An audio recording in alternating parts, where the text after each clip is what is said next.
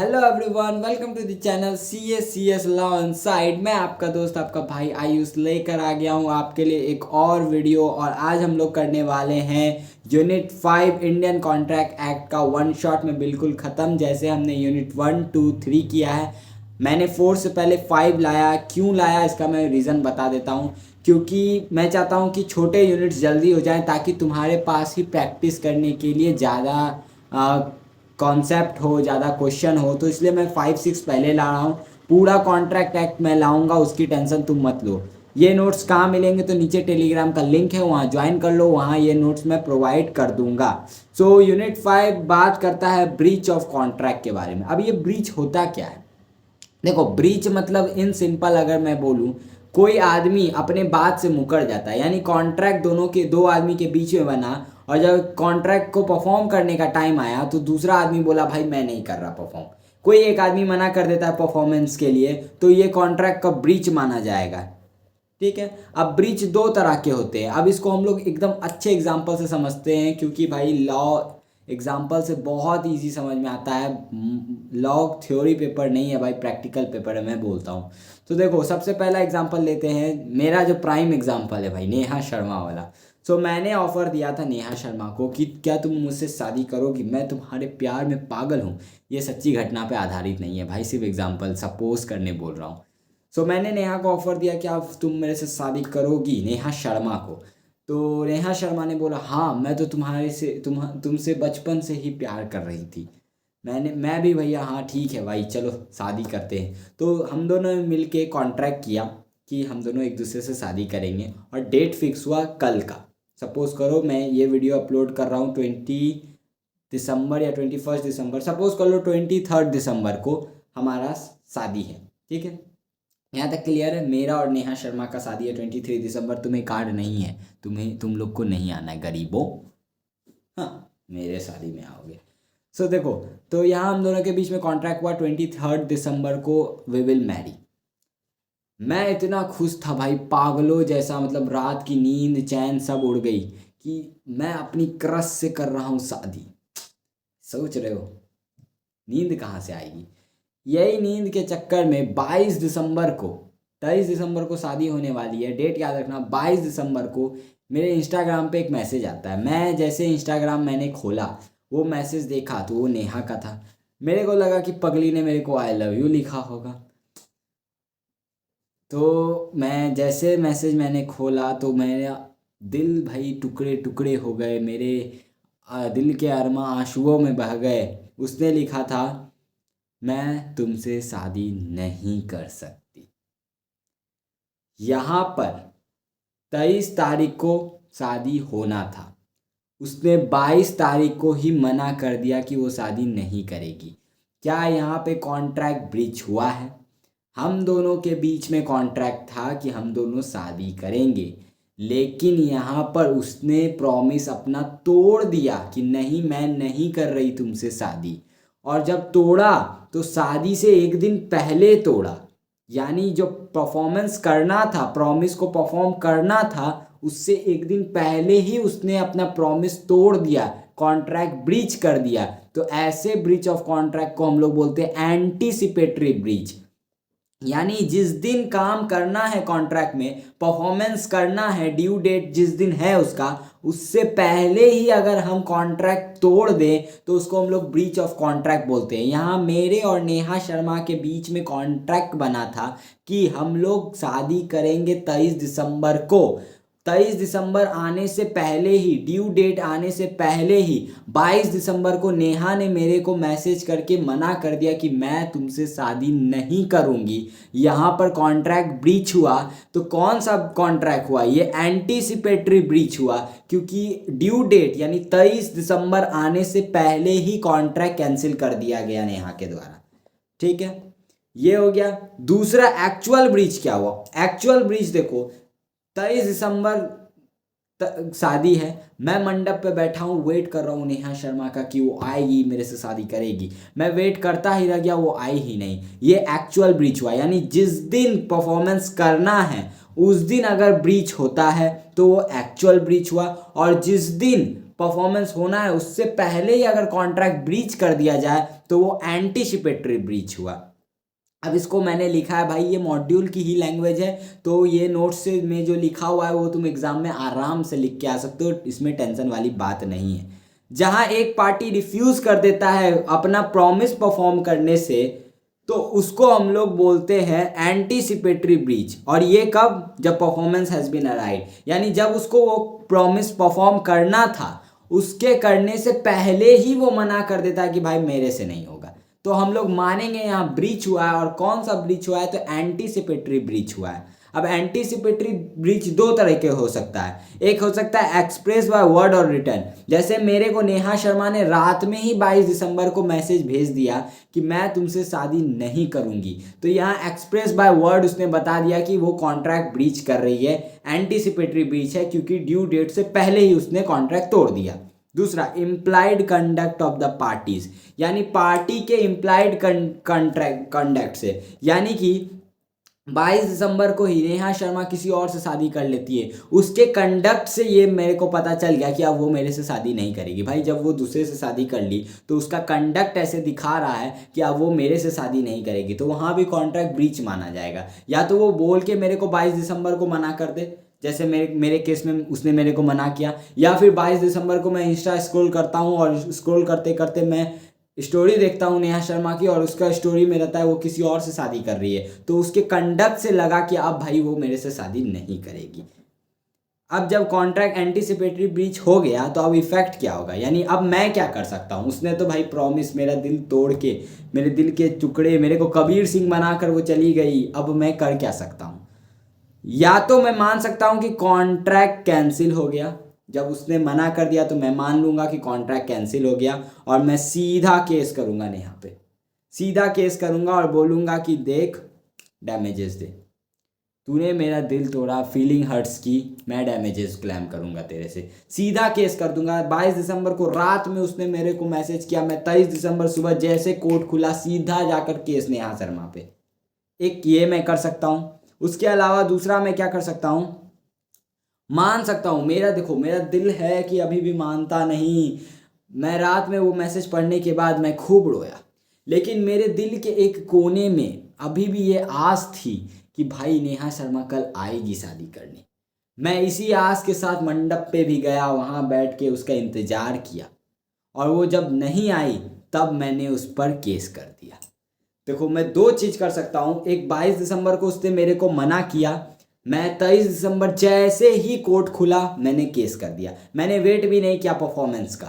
दूसरा मैं क्या कर सकता हूँ? मैं वेट कर सकता हूँ कि देखो जब जिस दिन परफॉर्मेंस करना है उस दिन तक का वेट कर लेता हूँ, कहीं उसका मन बदल जाए और वो कॉन्ट्रैक्ट परफॉर्म कर ले तो बढ़िया, अगर नहीं करेगी तो फिर उस समय मैं केस कर दूंगा। Wait for due date and hold the party liable after that date. अब सेलर और बायर का एग्जांपल ले लो। सपोज करो तुम्हारा स्कूल है, तुम 15 अगस्त में, और मेरा एक चॉकलेट का दुकान है, तुम्हारा स्कूल है, ठीक है, तुमने मेरे पास आया और तुमने बोला कि देखो मेरे को 15 अगस्त के लिए 100 चॉकलेट्स चाहिए बच्चों को बांटने के लिए, तुम्हारा स्कूल है। मैंने बोला ठीक है, मैं 15 अगस्त को दे दूंगा। 15 अगस्त से पहले ही अगर मैंने 14 अगस्त को तुम्हें मना कर दिया फ़ोन करके कि भाई मैं नहीं दे पा रहा, तो ये एंटीसिपेटरी ब्रीच हुआ, यानी मैंने ड्यू डेट से पहले ही कॉन्ट्रैक्ट कैंसिल कर दिया। तो इस सिचुएशन में तुम क्या कर सकते हो? तुम दो काम कर सकते हो। सीधा 14 अगस्त को मेरे ऊपर केस कर दो ब्रीच ऑफ कॉन्ट्रैक्ट के लिए, बिना वेट किए। मैंने फ़ोन किया, फ़ोन रखा, तुमने सीधा कोर्ट गए, तुम ये कर सकते हो तुम। दूसरा तुम क्या कर सकते हो? दूसरा तुम सोच सकते हो कि भाई मेरे को बोलना कि भाई एक बार ट्राई करना, और तुम वेट कर सकते हो 15 अगस्त तक का वेट कर सकते हो कि कहीं 15 अगस्त में मैं दे दूं, तुम्हें सप्लाई कर दूं चॉकलेट। 15 अगस्त तक का तुम वेट कर सकते हो। अगर 15 अगस्त को मैं सप्लाई नहीं करता तब उसके बाद तुम कॉन्ट्रैक्ट कैंसिल कर दोगे और मेरे पे केस कर दोगे। तो यानी दो चीज़ कर सकते हो, तुम कॉन्ट्रैक्ट को रख सकते हो और कॉन्ट्रैक्ट पे डायरेक्ट उसी टाइम केस कर सकते हो जिस टाइम मैंने मना किया। आई होप कि तुम्हें समझ में आया होगा। एक्चुअल ब्रीच क्या हुआ? जब परफॉर्म करना था प्रॉमिस, उस समय परफॉर्मेंस नहीं हुआ, या ड्यूरिंग द परफॉर्मेंस, यानी नेहा और मेरा शादी कब होना था? 23 दिसंबर को। 23 दिसंबर जिस दिन होना था उस दिन फेरे लेते लेते वो फेरे से उठ के चली गई, बोली मैं तुमसे शादी नहीं करूंगी। क्या ये कौन सा ब्रीच कहलाएगा? Actual breach. या वो फेरे लेने आई ही नहीं तो वो कौन सा ब्रीच कहलाएगा? Actual breach. क्योंकि इसमें क्या हुआ, जिस दिन परफॉर्म करना था उसको प्रॉमिस, उस दिन उसने परफॉर्म किया ही नहीं प्रॉमिस, ये एक्चुअल ब्रीच हुआ।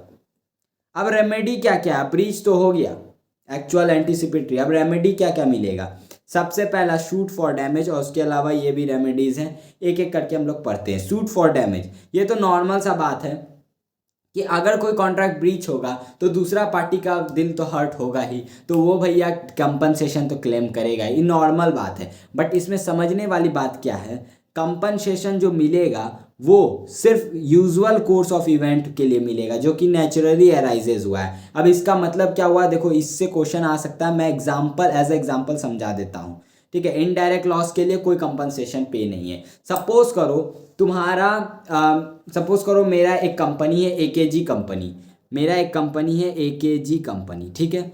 और इस कंपनी का काम है कि सपोज करो ये पेन बनाने का, ये पेन बनाने का काम है एकेजी कंपनी का, और इस पेन को बनाने के लिए एक मशीन चाहिए रहता है जो इस पेन को बना सकता है, और मेरा ये मशीन हो गया है खराब, ये मशीन मेरा हो गया है खराब। तुम हो इसको ठीक करने वाले मैकेनिक, ठीक है, तुम हो इस मशीन को ठीक करने वाले मैकेनिक। मैंने तुम्हें ये मशीन दिया, मैंने तुम्हें ये मशीन दे दिया और बोला कि इसे 3 दिन में भाई ठीक करके दे दे, हाँ मेरे को ये बहुत इंपॉर्टेंट है मेरे बिजनेस के लिए। मैंने बस ये बोल के तुम्हें मशीन दे दिया। अब मैंने मशीन दिया, उसके बाद मेरे को ऑर्डर मिला, या उससे पहले मेरे को ये पेन डिलीवरी का 100 पेन का डिलीवरी का ऑर्डर था 4 दिन के अंदर। नहीं समझ में आ रहा, रुको एक बार अच्छा से बना देता हूँ, रुको रुको रुको रुको रुको भाई लोग रुको। देखो ये मेरी एक कंपनी है एकेजी कंपनी, ठीक है। ये क्या बनाती है, ये पेन बनाती है, पेन बनाती है। इसके पास ऑर्डर आया 100 पेन का, ये 100 पेन का कोई ऑर्डर दिया है। ये पेन एक मशीन से बनती है, और ये मशीन जो हो गई है खराब, क्या हो गई, मशीन खराब हो गई।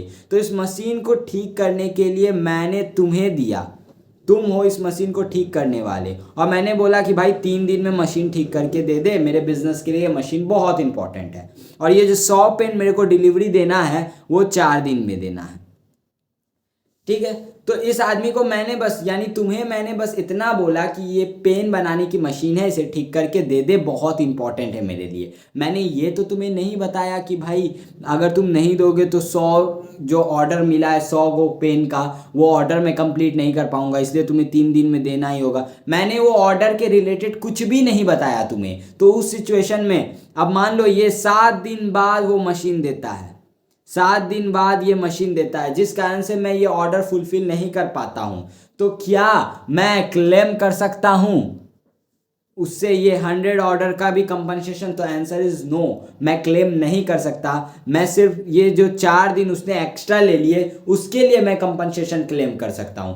हाँ, लेकिन अगर मैंने तुम्हें बता दिया रहता कि मैं 100 भाई देख 3 दिन के अंदर अंदर दे देना, क्योंकि मेरे को एक ऑर्डर कंप्लीट करना है 100 पेन्स का, अगर नहीं करेगा तो भैया मेरे को दिक्कत हो जाएगी और मैं तेरे से डैमेजेस क्लेम करूंगा। उस सिचुएशन में अगर ये 3 दिन बाद यानी 7 दिन 6 दिन कभी भी ये ठीक करके देता, जिस कारण से अगर मैं ऑर्डर नहीं दे पाता तो मैं ये ऑर्डर का भी क्लेम करता और ये 4 दिन जो एक्स्ट्रा लगा उसका भी कंपनसेशन क्लेम करता। यहाँ तक क्लियर है, समझ में आया? यानी कि नेचुरल अराइजेज हुआ है, यानी मैंने जो इसे बताया बस उसी के लिए तुम क्लेम कर सकते हो। मैंने बोला कि 3 दिन के अंदर मेरे को दे देना, तुमने 3 दिन के अंदर मेरे को नहीं दिया, तो जितना दिन तुमने लेट किया उसके लिए मैं डैमेजेस क्लेम करूंगा। मेरे को कोई उसके कारण इनडायरेक्टली कोई लॉस हुआ जो मैंने तुम्हें नहीं बताया, तो भैया वो उसके लिए तुम डैमेजेस क्लेम नहीं कर सकते। आई होप कि तुम्हें समझ में आ गया होगा। अब डैमेजेस देखो होते कितने तरह के, एक ordinary, general, special, exemplary, nominal, damages for deterioration और free fix damages. Ordinary damage जो अभी मैंने इतना देर से लेक्चर मारा भाई, ये ऑर्डिनरी डैमेज का ही डिफिनेशन है। यानी जब एक पार्टी ब्रीच के कारण सफ़र होती है तो वो रिकवर कर सकती है डैमेजेस जो कि नेचुरली अराइजेस हुआ है, यानी कि मैंने उसे बताया, इनडायरेक्ट लॉस के लिए नहीं। अगर इनडायरेक्ट लॉस बता दिया होता तो मैं क्लेम करता, अब मैं नहीं बताऊंगा तो मैं क्लेम नहीं कर सकता हूँ। स्पेशल डैमेजेस, हाँ इसमें देखो वही वाला बात जो बोल रहा हूँ, जब एक पार्टी नोटिस दे दे some special circumstances affecting the contract, अगर मैंने तुम्हें नोटिस दे दिया कि भाई अगर तू 3 दिन में मेरे को मशीन ठीक करके नहीं देगा तो मैं सामने वाले को ऑर्डर नहीं दे पाऊंगा, और ऑर्डर नहीं दे पाऊंगा तो मेरे को लॉस हो जाएगा। तब भैया अगर तुम 3 दिन के अंदर मेरे को मशीन ठीक करके नहीं दोगे तो मैं वो सामने वाला इनडायरेक्ट लॉस भी तेरे से क्लेम करूंगा, तेरे से लूंगा। और अगर मैंने ये बात नहीं बताई कि भाई 3 दिन के अगर अंदर तू नहीं देगा तो भैया मैंने सामने वाला कोई बात नहीं बताया, मैंने बोला भाई 3 दिन के अंदर दे देना, ये इंपॉर्टेंट है मेरे लिए। उस सिचुएशन में तू जितना दिन लेट करेगा उसके लिए मैं क्लेम करूंगा, अगर मैं बता दूंगा तो भैया उसके लिए भी क्लेम करूंगा। यानी बोलना इज इंपॉर्टेंट, इसी को स्पेशल डैमेजेस बोलते हैं। फिर आता है एग्जाम्पलरी डैमेज, जिसको वेंडिक्टिव भी बोलते हैं। ये 2 ही केस में मिलता है। देखो ये मेरे को मिलेगा, कैसे मिलेगा? एग्जाम्पलरी डैमेजेस 2 ही केस में मिलते हैं। पहला, breach of promise to marry as it cause the injury of feeling, यानी मैंने प्रॉमिस किया था नेहा से कि I will marry you, and Neha ने भी प्रॉमिस किया था कि हाँ मैं तुमसे शादी करूंगी। उसने ब्रीच किया, मेरी फीलिंग्स हर्ट हुई है भाई, मेरा दिल रो रहा है, आज भी रो रहा है दिल मेरा। तो ये जो फीलिंग्स हर्ट हुई है इसके लिए मैं कौन से डैमेजेस नेहा से क्लेम करूंगा? नेहा शर्मा, एग्जाम्पलरी डैमेजेस, ठीक है।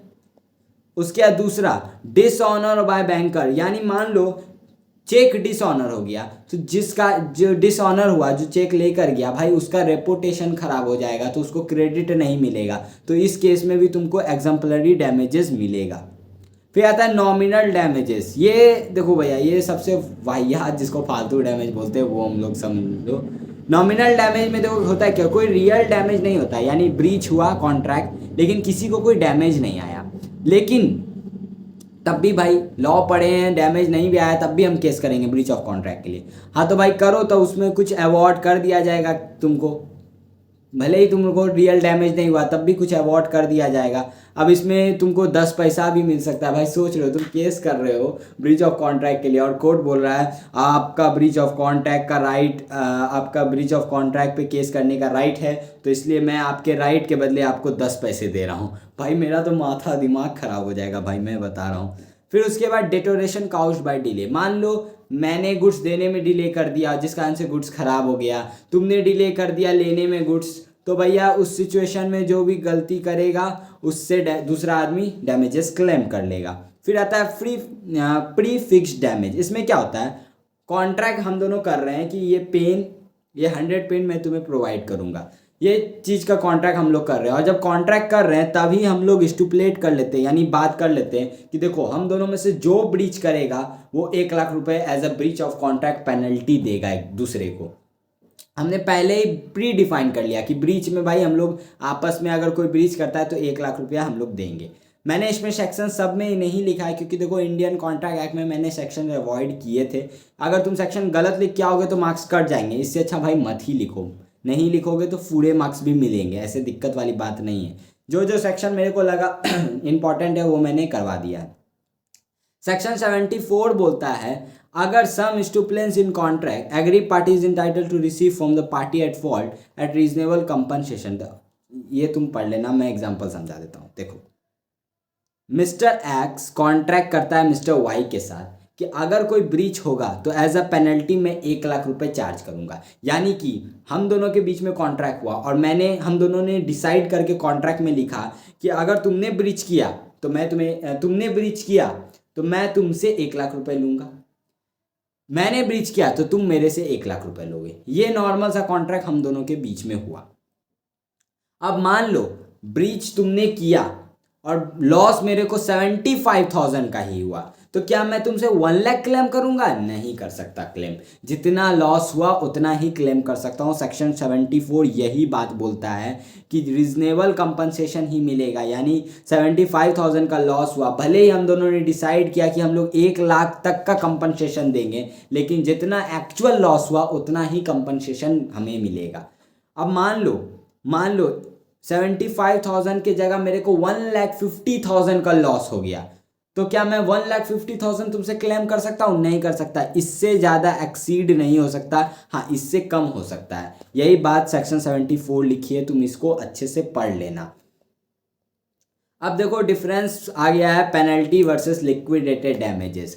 भाई ये सब ऐसे मतलब मैं बता देता हूँ। इंग्लिश लॉ बोलता है, यानी ब्रिटेन का लॉ बोलता है कि दोनों अलग अलग है, पेनल्टी और लिक्विडेटेड डैमेज अलग अलग है। जब अमाउंट फिक्स्ड है और एस्टिमेट किया गया है तो उसको हम लोग मान लेते हैं लिक्विडेटेड डैमेज। यानी सपोज करो हम दोनों ने कॉन्ट्रैक्ट बनाया और हम दोनों ने प्राइस डिसाइड किया, हम दोनों ने कॉन्ट्रैक्ट बनाया और हम दोनों ने ब्रीच ऑफ कॉन्ट्रैक्ट के लिए एक अमाउंट फिक्स कर लिया कि देखो अगर ब्रीच होगा तो तुम अगर ब्रीच करते हो तो मेरे को ये पेन बनाने का 10 रुपये लगा, 10 पेन मैं दूंगा, 100 रुपये मेरे को लॉस लगेगा, तो 100 रुपये तुम्हें कंपनसेशन देना होगा। जब हम लोग ऐसा इस्टीमेट कर रहे हैं कि भैया हम लोग का इतना लॉस होगा तो भैया तुम इतना हमको डैमेजेस दोगे, जब हम लोग इस्टीमेट कर रहे हैं तो इसको हम लोग लिक्विडेटेड डैमेज बोलते हैं। आज कभी कभी होता है क्या, डैमेजेस बहुत ज़्यादा हाई रखते हैं कि सीधा बोलते हैं भाई कोई भी ब्रीच करेगा 2 करोड़ रुपया, भाई ज़्यादा हो गया 2 लाख रुपया, ठीक है 2 लाख रुपया हम लोग अगर कोई भी हम दोनों में से ब्रीच करेगा 2 लाख रुपया सीधा चार्ज कर देंगे। उसका मेनली क्या होता है, ये जो अमाउंट बहुत ज़्यादा अमाउंट अगर हम लोग रख रहे हैं उसका मेन फोकस होता है अदर पार्टी को कि कॉन्ट्रैक्ट परफॉर्म करे ही करे। मान लो अगर हम लोग एस्टिमेट करके डैमेजेस रख रहे हैं कॉन्ट्रैक्ट में कि ब्रीच होने पे इतना डैमेजेस बनता है तो इतना दूसरा पार्टी देगा, तो ये हम लोग एस्टिमेट कर रहे हैं, तो एस्टिमेट कर रहे हैं लॉस रिकवर करने के लिए, तो ये लिक्विडेटेड डैमेज कहलाया।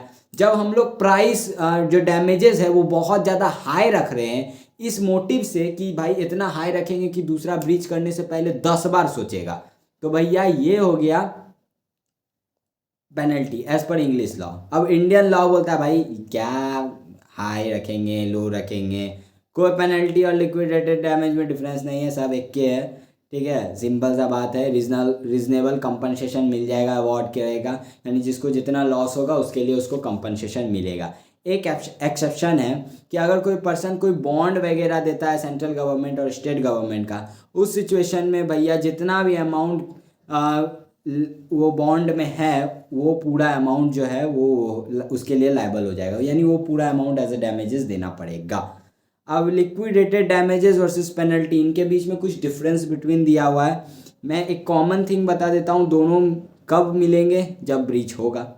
डैमेजेस मिले, लिक्विडेटेड डैमेज मिले, तब कब मिलेंगे, जब वो होगा, ब्रीच होगा कॉन्ट्रैक्ट। अब ये मॉड्यूल से ही इनकी डिफरेंस बिटवीन पढ़ना, क्योंकि देखो डिफरेंस बिटवीन जो है वो मॉड्यूल में जो दिया है वो एज इट इज़ तुमको लिखना होगा। डिफरेंस बिटवीन में कोई शॉर्ट फॉर्म नहीं है। अगर उसमें कुछ समझ नहीं आता है तो भैया ये मेरा इंस्टा टेलीग्राम सब आईडी मेरा यही है भाई, जहाँ तुम चाहो मैसेज कर सकते हो। एंड मैं बता देता हूँ नीचे टेलीग्राम का लिंक है, तो वहाँ भी तुम ज्वाइन कर सकते हो, डाउट के लिए और नोट्स के लिए अलग है। फिर रेसेशन ऑफ कॉन्ट्रैक्ट, इसमें क्या होता है, अब हमने अभी तक डैमेजेस पढ़े, अब जो नेक्स्ट है वो है रेसेशन ऑफ कॉन्ट्रैक्ट। जब कॉन्ट्रैक्ट ब्रीच होता है तो दूसरा पार्टी क्या कर सकता है, बोल सकता है भाई मैं भी अब कुछ नहीं कर रहा हूँ, कॉन्ट्रैक्ट कैंसिल, ठीक है मैं भी कुछ नहीं कर रहा हूँ, कॉन्ट्रैक्ट कैंसिल। सपोज करो मेरे और तुम्हारे बीच में कॉन्ट्रैक्ट हुआ, मैं बायर तुम सेलर, तुम मेरे को एक मोबाइल पहुंचाने वाले थे, मोबाइल मैंने तुमसे ख़रीदा, तुम मेरे को देने वाले थे। मैंने बोला जैसे ही तुम मेरे को मोबाइल दोगे मैं तुम्हें पेमेंट कर दूंगा, तुम मोबाइल दिए ही नहीं, तुमने कॉन्ट्रैक्ट कैंसिल कर दिया, तो क्या मैं लायबल हूँगा कॉन्ट्रैक्ट में पैसा देने के लिए? भाई क्यों ही दूंगा, जब तुमने मेरे को मोबाइल ही नहीं दिया तो मैं तेरे को पैसा क्यों दूंगा। सिंपल सा बात है। यानी अगर तूने कॉन्ट्रैक्ट ब्रीच किया तो मैं भी अपने ऑब्लिगेशन जो कॉन्ट्रैक्ट में मैंने प्रॉमिस किया था कि मैं ये कॉन्ट्रैक्ट में करूँगा, वो अब मेरे को नहीं करना पड़ेगा, मैं भी मान लूँगा कॉन्ट्रैक्ट ख़त्म है। क्वांटम मैरिट, भाई ये जो क्वांटम मैरिट है इसमें लोग इतना दिमाग ख़राब हो जाता है लोगों का, बट इसमें कुछ है नहीं, पता नहीं क्यों लोग ऐसे डरते हैं। क्वांटम मैरिट बोलता है भाई कि जितना तुम काम करोगे उतना तुमको पैसा मिलेगा। ये भाई रियल एग्जांपल, मैं रियल लाइफ में एक एग्जांपल देता हूँ। मेरे रिलेटिव में एक मान लो कोई पार्टी शार्टी होने वाला था, ठीक है पार्टी वार्टी होने वाला था, तो उसके लिए बहुत सारे हलवाई को बुलाया गया था जो खाना बनाते हैं, ठीक है। तो यहाँ पर हुआ क्या, पार्टी होने से पहले दिन में भी पार्टी था, रात में भी पार्टी था, तो दिन वाला पार्टी हो गया था और उसके बाद पता चलता है कि कोई दूर का रिलेटिव का किसी का डेथ हो गया है, तो पार्टी कैंसिल हो गई रात की।